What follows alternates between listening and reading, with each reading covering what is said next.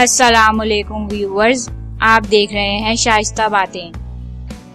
आज हम आपको कपड़ों पर से दाग हटाने के 3 तरीके बता रहे हैं। शुरू से आखिर तक जरूर देखिएगा।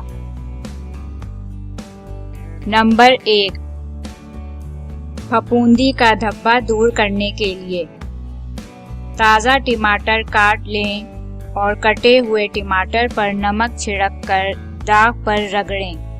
फिर कपड़े को धूप में सुखाकर साबुन और पानी से धो लें। इससे दाग साफ हो जाएगा।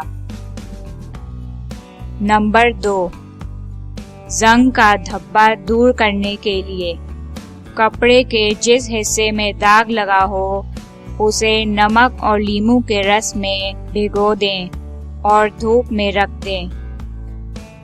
कपड़ा सूखने पर धो लें। इससे दाग साफ हो जाएगा।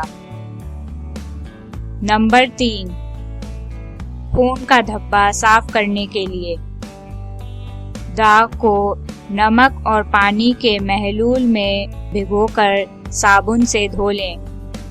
अगर साफ ना हो तो ब्लीच में भिगोकर पानी से साफ कर लें। इससे धब्बा साफ हो जाएगा। व्यूअर्स, हमारी वीडियो देखने का शुक्रिया। हमारे चैनल को सब्सक्राइब करें, बेल आइकॉन पे क्लिक करें ताकि आपको हमारी हर वीडियो की नोटिफिकेशन सबसे पहले मिले।